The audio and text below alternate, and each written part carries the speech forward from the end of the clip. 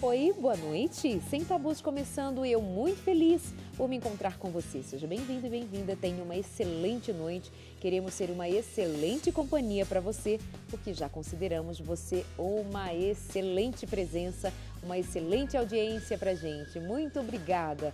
Você que está na audiência, no rádio, na TV, na internet, que Deus abençoe a você. Obrigada por essa companhia. Hoje nós queremos atender a um grupo bem específico, bem sofrido, que nos escreve pedindo ajuda e nós queremos hoje abrir para você a possibilidade de lidar com o tema homossexualidade em relação aos filhos, aos jovens, as famílias estão enfrentando dificuldade, os pais enfrentam grande dificuldade. E nos escrevem, me perguntam, me abordam, dizendo, Darleide, o que eu faço, o que eu falo?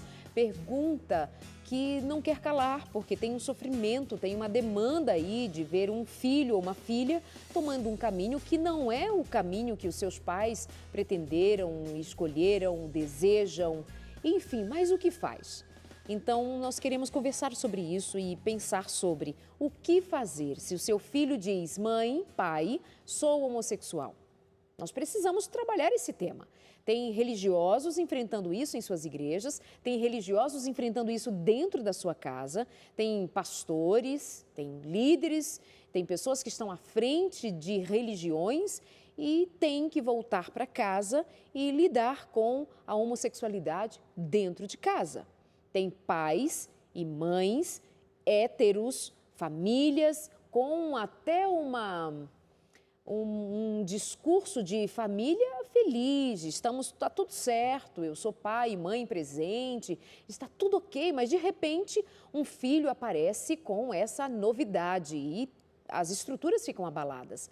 Como é que a gente lida? Como é que faz? Já ouviram dizer assim, olha, você vai amar o seu filho, vai aceitar o seu filho, só não vai aceitar o que ele faz. Mas como assim? Isso é mandá-lo embora de casa? Mas dizendo, filho, olha, eu não te quero dentro de casa por causa do seu comportamento, mas eu amo você. Como é que faz? Como é que você expressa amor se você não concorda com a prática homossexual? Como é que você vai dizer ao seu filho, eu amo, mas não aceito, eu aceito e amo ao mesmo tempo, fazendo distinção entre o que ele é e o comportamento dele? Como que se faz isso, cercado de dor, de tristeza, de um sentimento de impotência? Como é que faz? Vamos lá? Então tá. Eu vou conversar hoje no programa com a pesquisadora e escritora Marisa Lobo. Bem-vinda. Tudo bem, Darleide? É um prazer estar aqui novamente. Muito bom recebê-la também. E a palestrante e escritora também, Juliana Ferron. Bom tê-la aqui no nosso programa. Boa noite, Darleide. Muito obrigada. É um prazer estar aqui novamente com vocês. Obrigada. Uma boa noite. Você trabalha, é treinada, estuda continuamente. E depois de ter você contado da sua história, se você não viu este programa com a Juliana Ferron, contando da sua experiência, durante 13 anos, isso é uma coisa que você compartilha aqui no seu livro, Cansei de Ser Gay. Hoje ela trabalha exclusivamente ajudando pessoas a entenderem melhor a sua sexualidade e atendendo grupos de pessoas que têm as questões da sexualidade mal entendidas, mal compreendidas e também faz um trabalho junto aos pais de meninos e meninas ditos homossexuais. É fácil, é difícil, é sofrido? Como é lidar com os pais de meninos e meninas homossexuais? Então, o trabalho com os pais de homossexuais, Darleide, ele é um trabalho bem diferente do grupo de pessoas que querem deixar a homossexualidade, né? A gente trabalha com os pais em um processo, entendendo que para os pais também é um processo, assim como é para os filhos, mas é um outro processo, né? A gente tem um grupo na minha igreja que trabalhamos aí há aproximadamente um ano com alguns pais que têm os seus filhos na homossexualidade. E a gente começa o trabalho com esses pais não pelos filhos, mas pelos próprios pais, né? Trabalhando justamente a sua própria família, o seu autocuidado, o seu casamento, as suas relações, porque depois que o filho se declara, como você falou, depois que o filho se declara homossexual, toda a família ela é atingida de alguma forma, né? O casamento é atingido, a própria estabilidade do homem como pai é atingida, da esposa, da mulher. Então, a primeira coisa que a gente aborda ou começa trabalhando com o grupo de pais é o autocuidado. Como está a família? Aonde esse menino, essa menina está inserido? Ou se não está inserido, se já saiu de casa, se essa família está saudável para ser um alvo para que aquele filho volte para aquela família. Então, aquele menino que está longe de casa ou fora de casa precisa olhar para essa família e ver uma família saudável, né? Para que entenda que ali ele pode receber amor e cuidado. Então, a primeira coisa que a gente trabalha com os pais e para os pais que estão nos assistindo, né, é justamente como está a sua saúde emocional, como está a sua vida com Deus, como está o seu casamento, o seu relacionamento. Que a palavra de Deus nos diz que um cego não guia outro, né? Então, um doente, ele não tem como ajudar outra pessoa que está adoecida ou enferma em alguma área da sua vida, seja nas emoções, né, seja na sua sexualidade. Então, se a família está adoecida, como que a família vai ajudar outra pessoa, ou outra família, ou seu próprio filho? Então... é isso. Cuidar de si para poder... Exatamente. Marisa, muitas vezes eu escuto um pai ou uma mãe que pede ajuda, mas na direção de o que eu faço enquanto pai e mãe, o que eu faço para fazer o meu filho voltar a ser o menino ou a menina que é o meu filho. Eu não aceito isso. Como se existisse um jeito de eu trazer essa pessoa de volta. Mas, na direção do que a Juliana está dizendo, do autocuidado, o que precisa ser visto primeiro? A pessoa, o pai e a mãe enquanto pessoa, ou o outro? Na direção do que ela dizia, qual é a tua fala como pesquisadora já há 15 anos desse tema de gênero e identidade de gênero? Na verdade, a gente tem que separar as coisas, né? Identidade de gênero é uma coisa e orientação sexual é outra, né? E, em primeiro lugar, os pais têm que se eximir de toda a culpa, porque quando aparece um filho dizendo que é transgênero ou um filho dizendo que é homossexual, o pai já toma a culpa para si. Onde foi que eu errei? Essa é a pergunta que todos os pais fazem. Onde foi que eu errei? De repente, nem erraram em lugar nenhum, porque hoje em dia é muito diferente de anos atrás. Anos atrás, nós podíamos dizer que, olha, todo conflito familiar poderia gerar uma pessoa insatisfeita com a sua sexualidade heterossexual. Nós poderíamos dizer que toda criança abusada é hoje um homossexual, mas hoje não é mais assim. Por quê? Porque com essa diversidade, essa erotização infantil, há muito tempo, desde os últimos 20 anos, que a gente vê isso muito presente na escola, então muita coisa mudou, até o sentido das coisas, né? Mas os pais, eles têm que entender que cada vida é uma vida, cada pessoa, cada filho entende essa vivência familiar de uma forma diferente, por isso que se explica. Porque os pais dizem, tratamos os filhos iguais, um é heterossexual e o outro não é. Qual é o problema? O que foi que eu fiz? Às vezes não fez e às vezes fez demais também. Então, pai ausente, mãe ausente é um fator. Mas também a mãe presente demais também é um fator. Excesso de frustração, excesso de gratificação, tudo é fator para desequilibrar a sexualidade da criança. Hoje a gente vê o movimento, né, que diz que a homossexualidade, como a heterossexualidade e a bissexualidade, é mais uma forma, né, uma forma normal de desenvolver a sexualidade. Então, nós não podemos colocar esse peso na homossexualidade. Nós temos que tirar esse peso dos pais de culpa. Então, primeiro tira isso, eu não sou culpado, mas trazer a responsabilidade, que é diferente de culpa. Quando eu me sinto culpado, eu vou errar em tudo, mas quando eu me sinto responsável, eu posso ver de que maneira eu posso ajudar esse filho, ajudar essa filha. Em primeiro lugar, que a vida é dele, quem tem que querer mudar é ele. Nós não podemos fazer nada em relação a isso, mas você pode ser um agente de mudança. Então, de repente, se você observar a tua vida como pai, como mãe, de repente algumas coisas podem ser conquistadas, de repente se você observar, houve um erro, eu posso tentar consertar isso, de que forma eu posso tentar consertar, mas principalmente o importante é isso, é tirar esse peso de culpa, é responsabilidade. Onde foi que eu errei? Sim, então vamos buscar se há um erro, se não há um erro, se realmente é isso que está acontecendo com ele, porque hoje os filhos estão enfrentando por moda os pais. Então estão dizendo, sou homossexual, por moda. Nós não sabemos se é, se não é, então tem que dar esse tempo, tem que observar, analisar toda a situação familiar, todo o passado, história particular de cada um. E não há mudança em quem não quer essa mudança.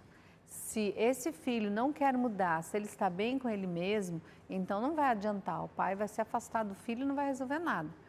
Mas a questão da fé ajuda muito. Porque se ele realmente é convertido, o que faz uma pessoa buscar um outro estilo de vida, digamos assim, é a fé, queira ou não queira. Então, primeiro ele vai ter que se apaixonar por esse Deus, para querer viver conforme esse Deus ensina. E para isso, os pais têm que ser esse agente de mudança. De repente, esses pais podem não estar sendo. E nós vemos Deus através das pessoas. Então, esse filho vai ter que ver Deus através dos pais.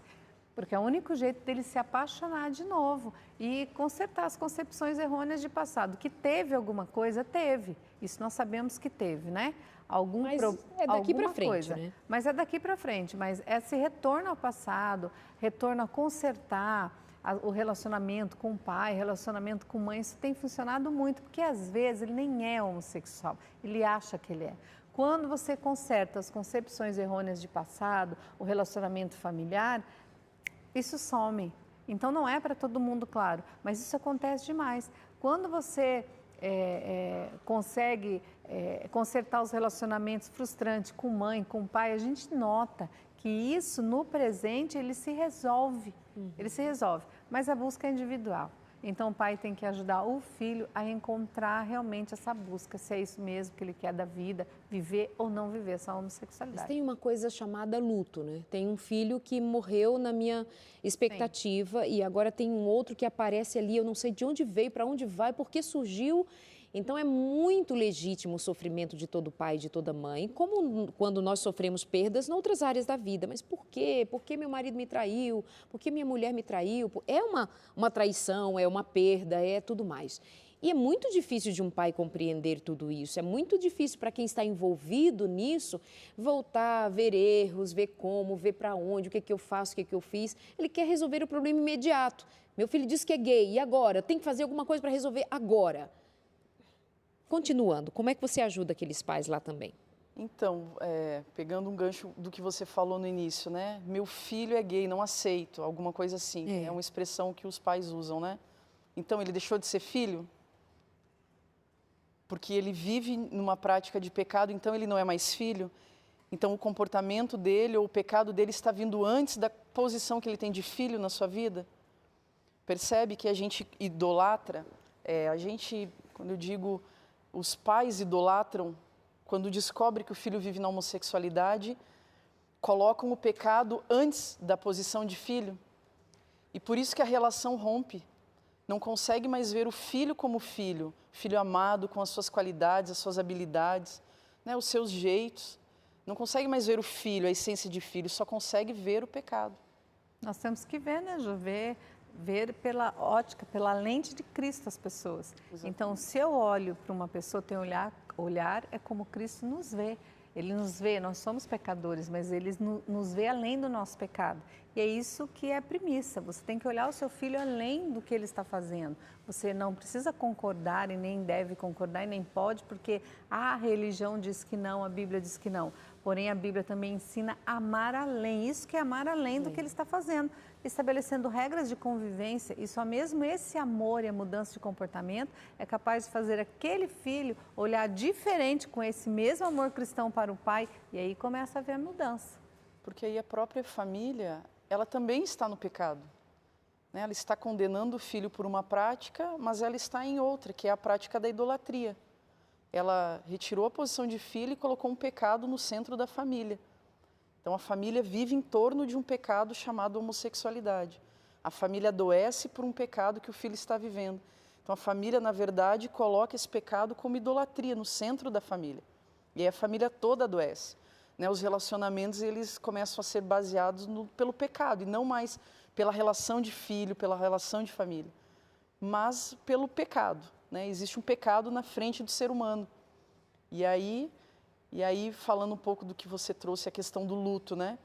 E aí eu não consigo receber esse filho com todos esses defeitos ou problemas ou crises que ele está vivendo hoje, né? Com esse pecado, com esse comportamento que poderia não ser o pecado da homossexualidade, mas poderia ser o pecado da glutonaria, da arrogância, da luxúria, da preguiça, tantos outros pecados que não nos afastam dos filhos, mas parece que o pecado da homossexualidade cria uma barreira para a relação. Né? E é justamente o que Satanás quer, né? Que a relação não perdure, que não exista relação. O Senhor Jesus morreu para que tenhamos uma relação. Ele morreu pela relação de pais e filho.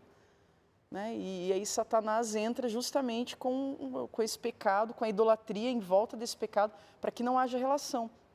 Então o pai precisa realmente sofrer esse luto desse filho que não deu certo, entre aspas. Não deu certo para quem? Né? Para a sociedade, para ele, né? Chorar esse filho que ele idealizou que seria um menino e foi uma menina, chorar esse filho que era para ser assim, o assado, e não deu certo. E hoje é esse filho que se transformou em algo que ele não gosta, em algo que fere os princípios dele, fere a moralidade dele, fere o comportamento ideal para ele, e receber esse filho com todas as suas dores, todas as suas mazelas, e amar esse filho, o filho real. Agora nós vamos entender, no próximo passo, o que essa aceitação e o que esse olhar de pai para filho, de mãe para filho, não, este é o meu filho e não o pecado, o que isso pode significar para o depois, para uma virada, inclusive, na vida e nessa relação. Esse é o próximo passo.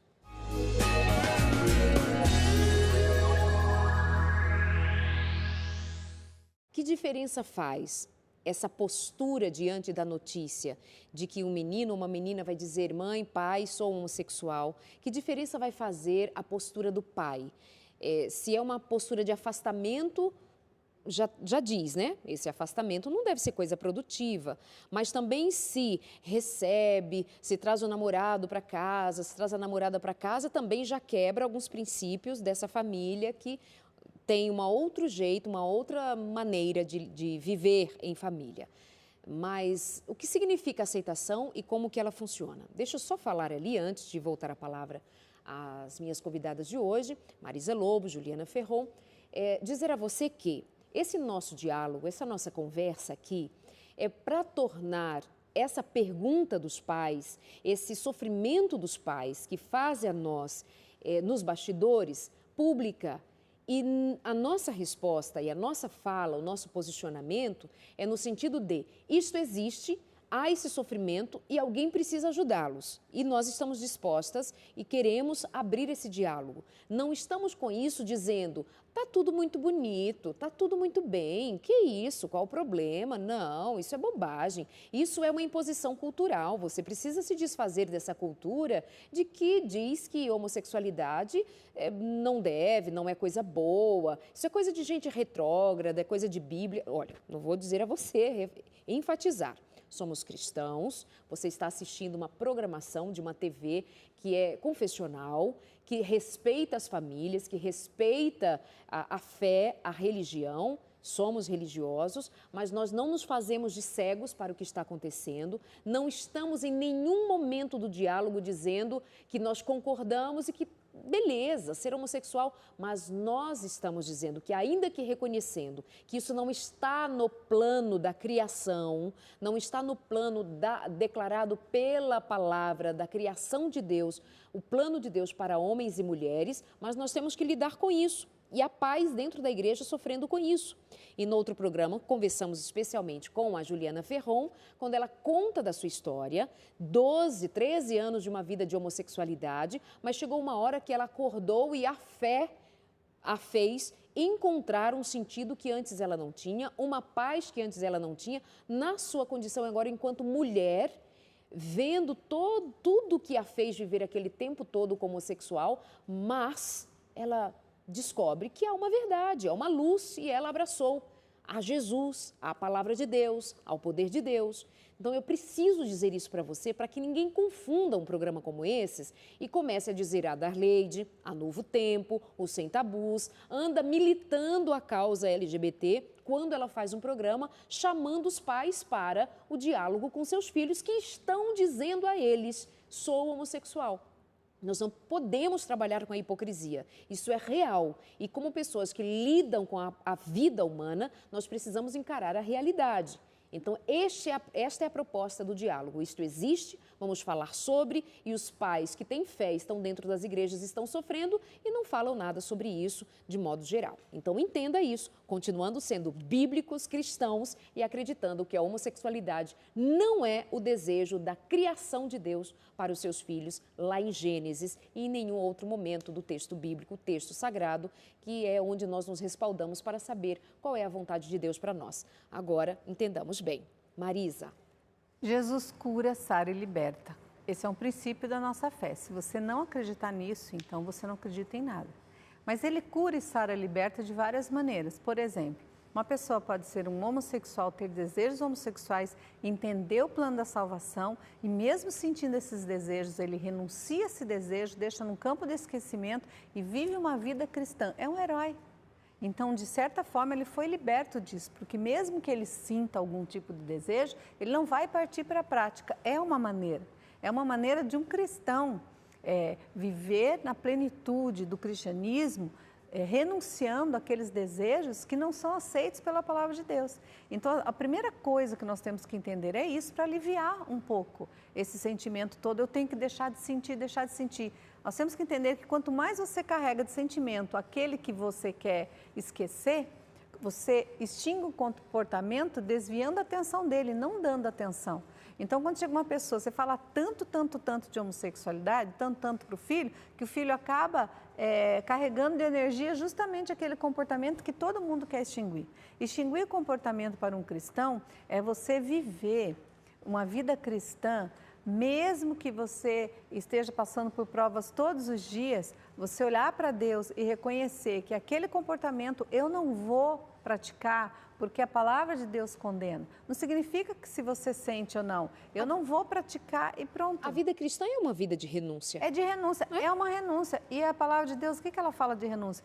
Ela fala de domínio próprio. Domínio próprio de quê? Se todo mundo não tivesse pecado, o que é o cristianismo? O cristianismo é você dominar-se a si mesmo, em prol de um bem maior, que é o cristianismo, que é Deus. Então, nós temos uma maneira de viver, o cristianismo tem uma maneira de viver, então os pais têm que entender que quando um filho aparece dizendo sou homossexual, o que o filho tem que entender e levar esse filho a esse entendimento é de que, ainda que esse sentimento persista por um bom tempo, a primeira coisa a se fazer é renunciar esses desejos para servir a Deus. No mais, tudo vai sendo acrescentado aos poucos. Então, aliviar esse peso, entende? A palavra de Deus não aceita, não concorda, ponto. E é um jeito de vivermos, é dessa maneira. Se o filho está nesse momento sentindo desejo homossexual, ele só vai desistir disso. É uma desistência. Ele só vai desistir disso se ele entender o plano da salvação, se ele olhar para esse Jesus e querer seguir esse Jesus. Se ele não quiser seguir esse Jesus, nada vai mudar, com exceção se ele tivesse uma egodistonia, por exemplo, que é uma pessoa que se odeia porque é gay, entendeu? Mas se a pessoa está bem, está feliz, acha que está muito bem, nós não temos nada, não conseguimos fazer nada com essa pessoa. Então, nós estamos falando de religião. A fé tem um poder transformador. Nós vemos isso por pessoas de mais determinadas situações, pessoas que já fizeram coisas horríveis no passado e que reconheceram esse Deus e que mudaram de vida. A mudança de vida também de um sentimento, de um desejo, você muda de vida, só que você tem que mudar consciente, sabendo que aquilo está ali, vai te fazer sofrer, por um tempo ainda vai estar, que é muito devagar que você vai rejeitando aquilo para você e com o tempo aquilo vai diminuir de força, é uma força psíquica mesmo, é uma força sexual, uma energia sexual, que aquilo pode ser mudado de lugar, mudado o foco, que aquilo pode se transformar em outro sentimento, isso é verdade, isso acontece. Mas nós não podemos lançar falsas expectativas para os pais. Mas também nós não podemos dizer que isso não acontece. Isso é um milagre de vida. E o milagre vai sumir, conheço várias pessoas. Vai se transformar, mesmo reconhecendo que aquele desejo existe, mas vai buscar uma outra forma de viver. É resiliência. O ser humano é resiliente. O ser humano, ele ressignifica. Ok. Juliana. Então, e aí se não mudar, né? Que pode mudar, né? Então, é isso que a gente está falando, renúncia.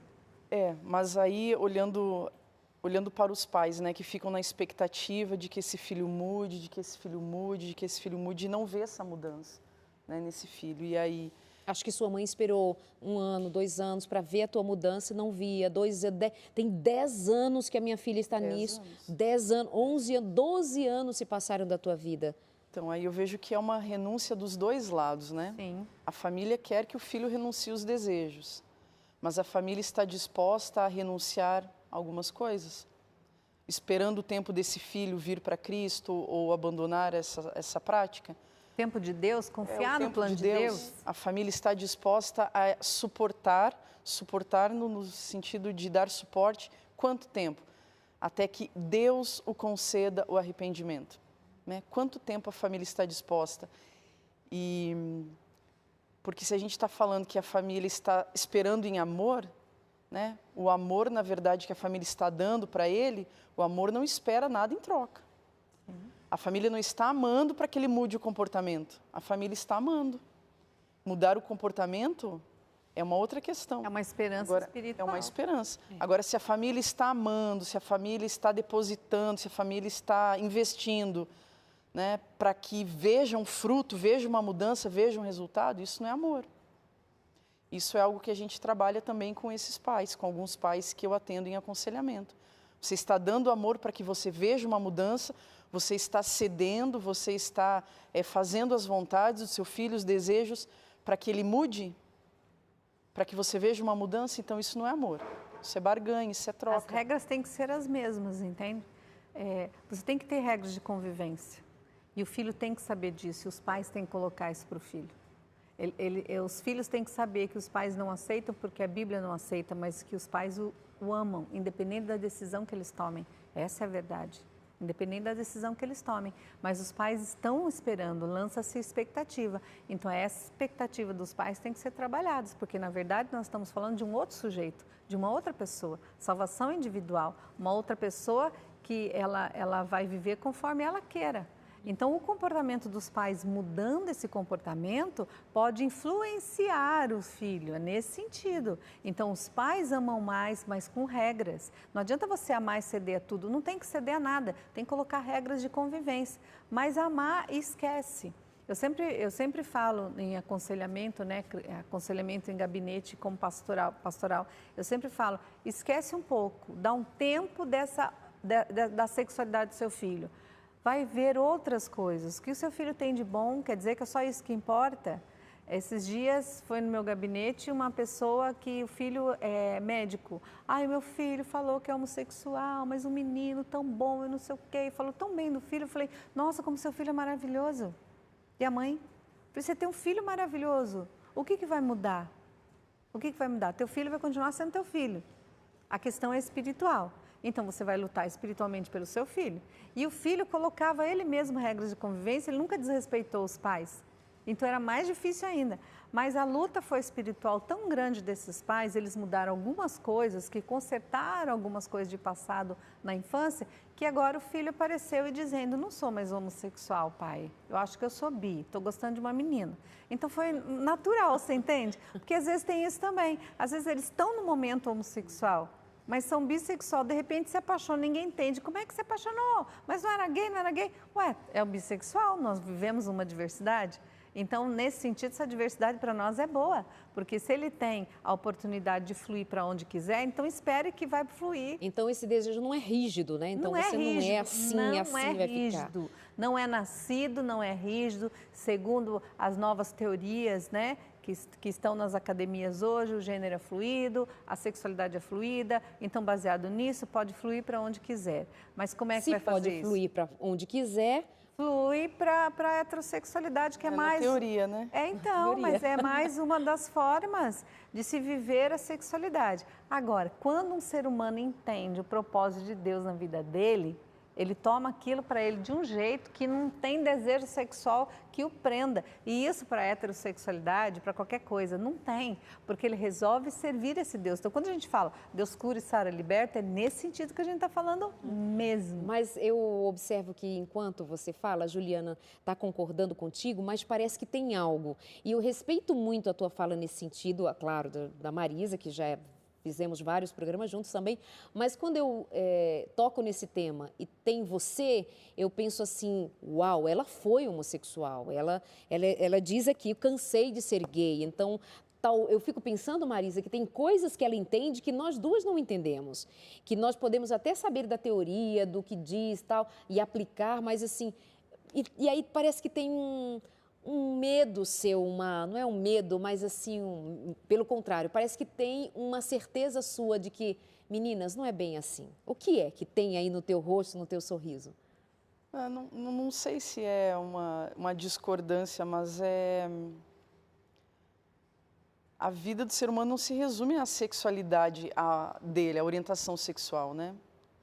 E eu, trabalhando um pouco com os pais, eu vejo muito essa esperança de ver frutos na vida do filho, tanto na família quanto na sociedade, né? O que é um menino deixar a prática da homossexualidade? É ele casar, é ele perder os trejeitos, é ele ter filhos, é ele constituir família? Eu não sei o quanto a gente está interessado em comportamento, em mudar o comportamento das pessoas, né? Eu vejo que o Senhor Jesus na minha vida, ele agiu com graça, né? Eu tenho trejeitos até hoje masculinos, mas isso não define quem eu sou, né? E eu vejo que o olhar muito da família está voltado para o comportamento do filho, está preocupado em alinhar o comportamento do filho, em que a sociedade, em que a igreja veja que o filho está nos caminhos do Senhor devido ao comportamento que ele está tomando e está apresentando para a sociedade. E eu acho que a questão é muito mais de que esse filho tenha uma mudança na sua consciência do que no seu comportamento. É essa renúncia que a gente fala. Por exemplo, você renunciar para servir a Deus. Eu tenho um amigo que ele precisa chegar às 4 horas da tarde na igreja porque o seu líder quer ensinar ele a andar como homem. Tipo assim, fazer um desfile, faz uma linha direitinho. reta, né? Ele faz uma linha reta e pede para o menino andar como homem. Então, e eu vejo isso muito nos pais. Porque o meu filho pintou o cabelo, meu filho tem jeitos efeminados, meu filho anda com roupas assim. A família é muito preocupada com o estereótipo, com o comportamento, e não preocupado em que o filho tenha essa consciência de que ele é filho de Deus, de que ele é amado pelo Senhor. Porque Paulo diz, né? Como que a gente vai experimentar a boa, perfeita e agradável vontade de Deus para a nossa vida? É mudando o comportamento, é mudando a consciência de quem a gente é. Mas quando você muda a consciência, automaticamente quando você o muda seu comportamento mas muda primeiro e até o seu estereótipo. Primeiro é a consciência.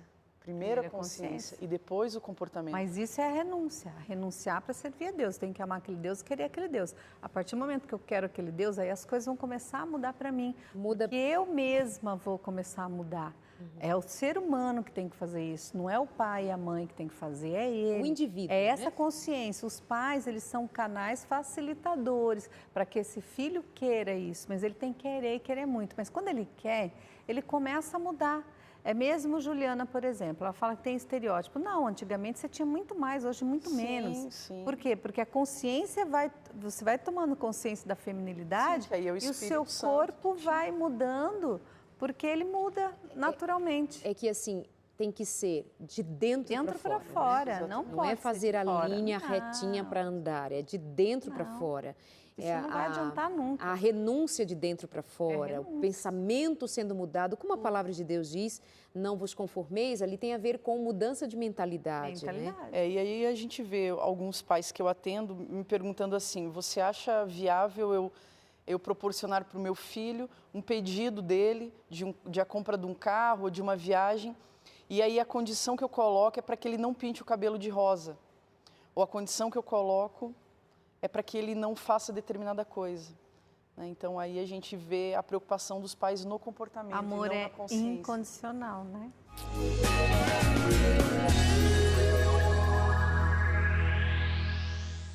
Juliana, como foi que você, pessoalmente, entendeu a graça de Deus? Como é que você foi despertada para o novo nascimento? Como é que isso acontece? Por que a pergunta?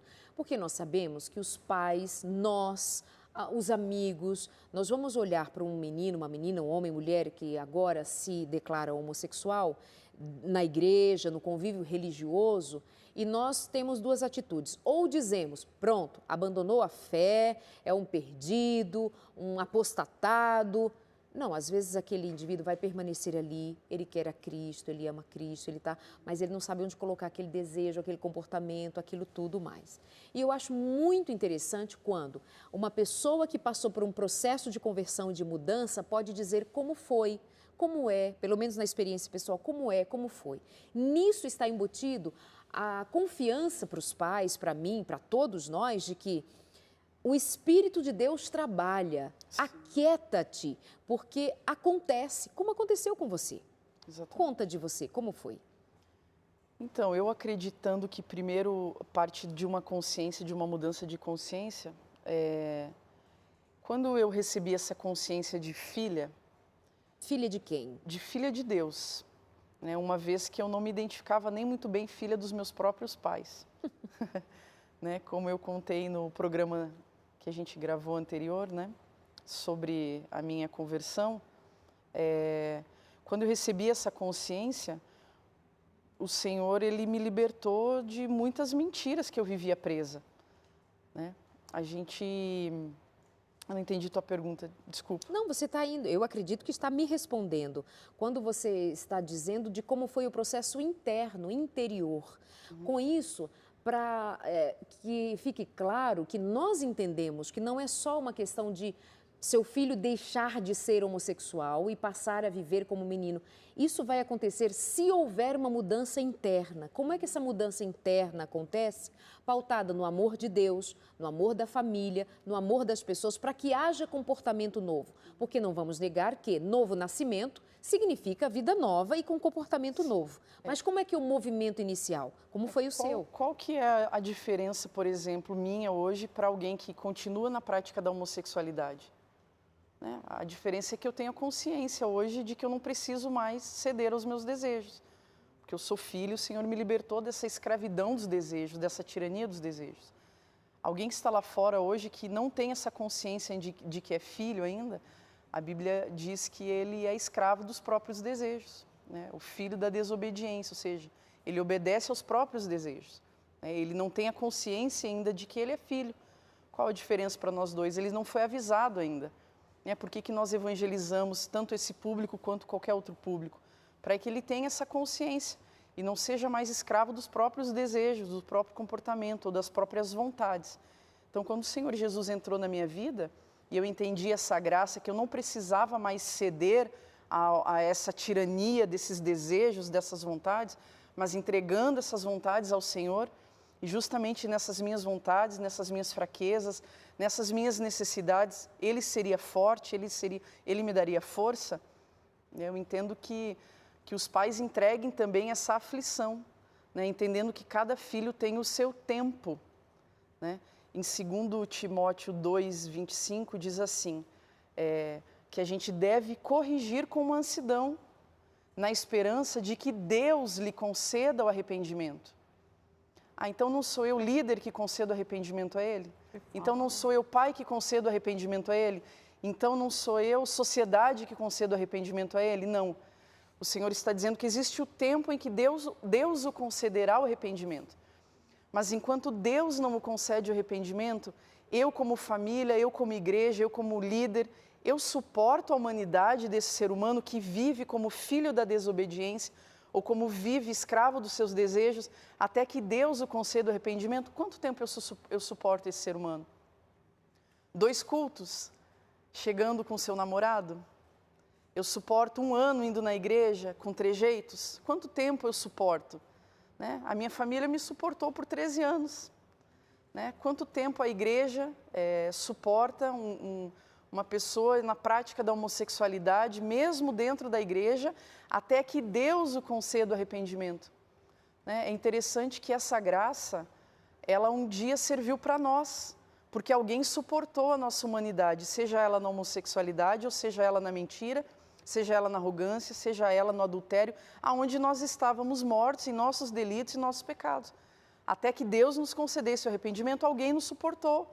Suportou as nossas falhas, os nossos erros, até que Deus concedesse o arrependimento para nós.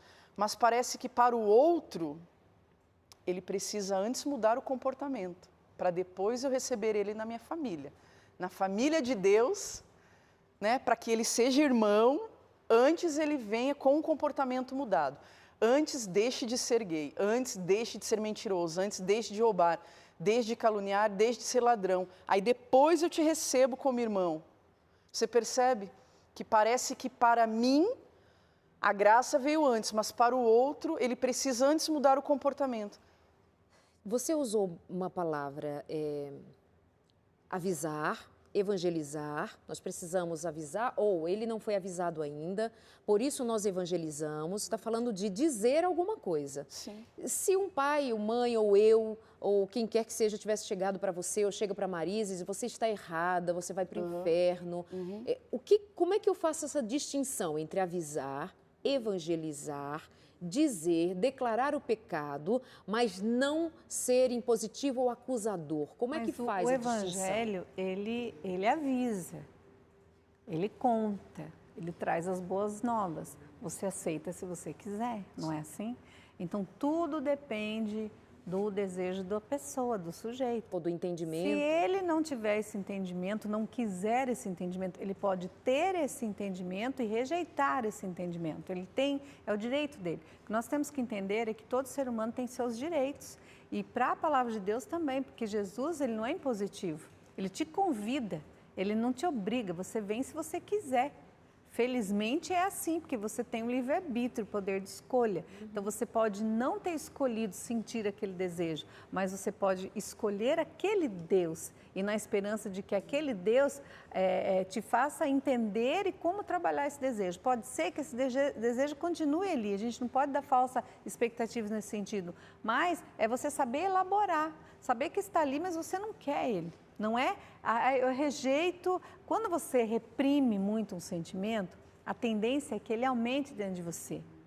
Mas quando você sublima esse sentimento, ele vai ficar ali paradinho. O que é sublimar? Sublimar é você entender que ele existe. E ele vai ser extinguido, porque você entende que ele existe, que ele está dentro de você, mas você não aceita, você não dá voz de comando a ele. Você não dá voz a ele. Então, o que vai fazer? Você vai deslocar aquele seu sentimento para outros afazeres. Então, você pode deslocar aquilo para servir a Deus e você entrar de cabeça no reino de Deus, porque você não aceita. Você vai vir esse sentimento em você de tempos em tempos? Vai vir. Tem época que vai ficar adormecido, e vai voltar. E daí o que você faz? Continua do mesmo jeito, resistindo, resistindo, resistindo, até o momento que ele vai diminuindo em você.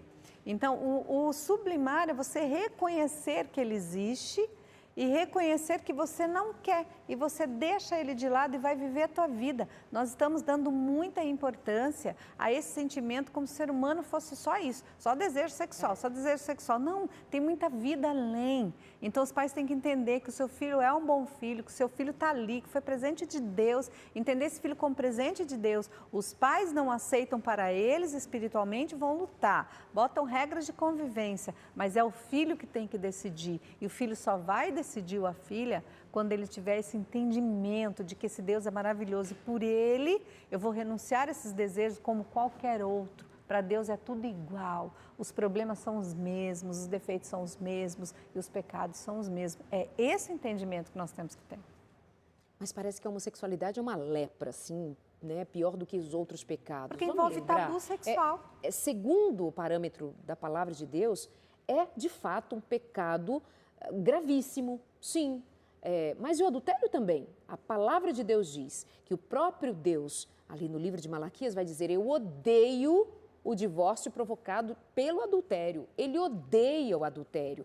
Não é que ele odeia o adúltero. Veja que a palavra não diz eu odeio o adúltero. Eu odeio o movimento da traição, o movimento de um homem e uma mulher que prometeu fidelidade um ao outro e quebrou esse voto quando Deus era a própria testemunha. Quando Deus faz homem e mulher e há uma mudança, um deslocamento nesse modelo da criação, o que é o pecado? É alguma coisa que traz sofrimento grave ao indivíduo e traz um sofrimento grave à família, traz um sofrimento grave à sociedade. Mas nós não podemos colocar isso como sendo um empecilho para o amor de Deus. Não há nada que impeça o amor de Deus. Não há nada que tire você do lugar de filho amado de Deus. Ele ama você.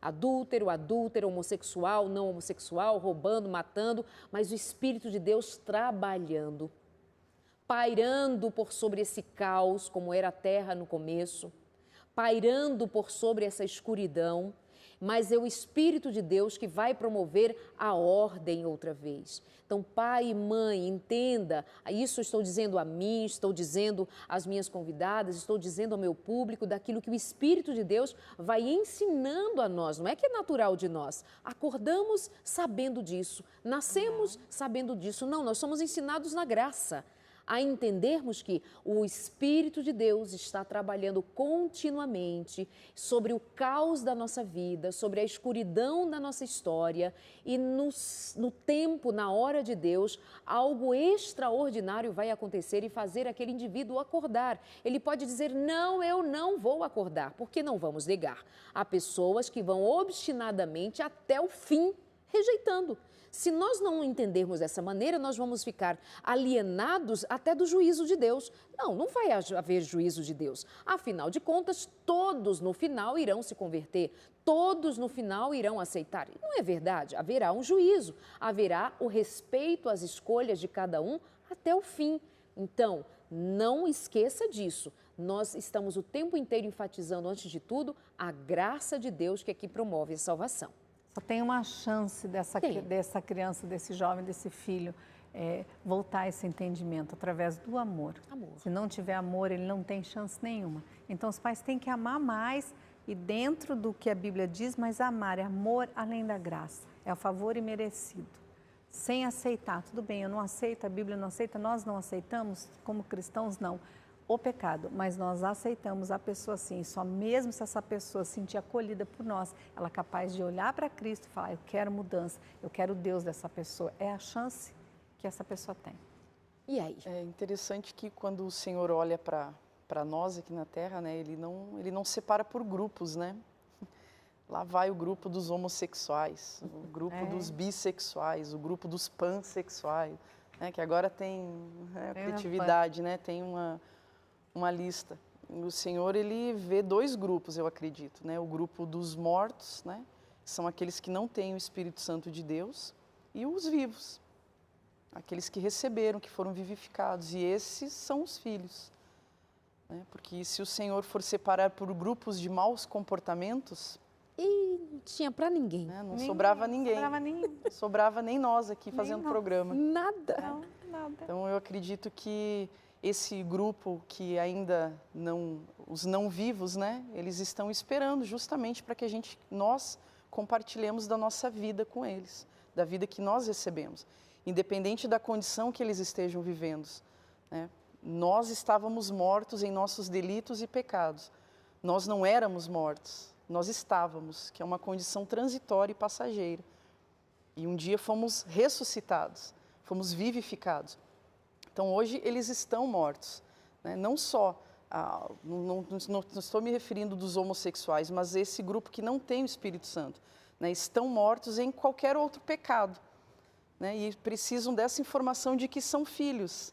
E aí que eu digo, aí que eu falo como avisar, né? Avisar que eles não estão mais mortos, que eles estão vivos, que eles são filhos, que eles são amados, né? Para que eles tenham essa consciência e mudem de grupo, né? E aí então o Senhor Jesus, dentro deles, o Espírito Santo vai cumprir o propósito que é do Espírito Santo, convencê-los, né? De mudar o comportamento, convencê-los de toda imoralidade, convencê-los de todo pecado, que esse é o papel do Espírito Santo, não é nosso papel.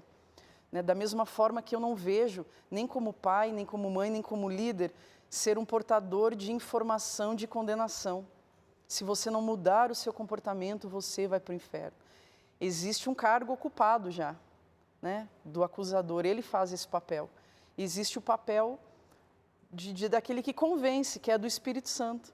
Né? Nós não fomos chamados para nenhum desses cargos. Né? Esses cargos já estão ocupados. O cargo é de testemunha. E o nosso cargo é de levar as boas novas. E nós temos, né? a chance, como ladrão da cruz, né? Até então, a última hora. Deus sabe o último momento. E os pais têm que ter paciência. Uma vida de testemunho é dizer assim, eu estive numa vida de pecados e delitos. É uma Juliana, dentro da temática da homossexualidade, é uma Juliana que usou cocaína, drogas das mais diferentes, que viveu uma vida de homossexualidade abertamente, promoção, liderando o discurso e etc. Chega uma hora que ela entende algo mais profundo do que um discurso, do que uma vontade, do que um desejo. E uma coisa que é muito importante de ressaltar, a família fica muito preocupada em o que falar para o seu filho. O que eu vou falar, como que eu vou abordar, o que eu vou dizer. Mas é interessante que a família ela tem que estar muito mais preocupada em ouvir esse filho, né? Em ouvir as próprias mentiras do filho. No que o filho acredita, né? Quais são as mentiras que estão dentro dele. Ali em 2 Timóteo 2, ele diz, né? Você deve corrigir com mansidão aqueles que se opõem ao seu evangelho, aqueles que se opõem ao que você crê. Mas corrigir o quê? Corrigir o que ele fala ou corrigir as mentiras que estão dentro dele? Né? Corrigir as crenças, as falsas mentiras, as mentiras que estão promovendo uma falsa identidade. Mas eu só vou poder fazer isso se eu estiver numa relação de amor em que eu possa ouvir, possa corrigir com mansidão. Colocando as verdades do Senhor Jesus no lugar dessas mentiras de que não é amado, de que é rejeitado, de que... E isso não tem a ver com grito, com obrigação, com bater, com expulsar, com ferir. Muito pelo contrário. Tem a ver com acolher. Só o amor transforma, só o acolhimento transforma. E é isso que essa pessoa está precisando, né? Onde superabundou o pecado, superabundou a graça. Nós precisamos de mais graça para tratar desse assunto, principalmente com famílias, né? Com as nossas famílias. Bom, tem um recado rapidinho para você, para ficar marcado no seu coração. Se o amor não ajudar, quem conseguirá? Se sua família não desfrutar da compaixão e do respeito, aonde será? Homossexualidade é, certamente, algo que se dá num contexto multifatorial. Não temos todas as respostas e, em certas situações, ter respostas prontas não adianta nada. Não resolve conflitos, não diminui dores, não aproxima ninguém. A pergunta que não pode nunca calar é: o que Jesus faria em seu lugar? Se demore nessa pergunta segundo a vida de Jesus.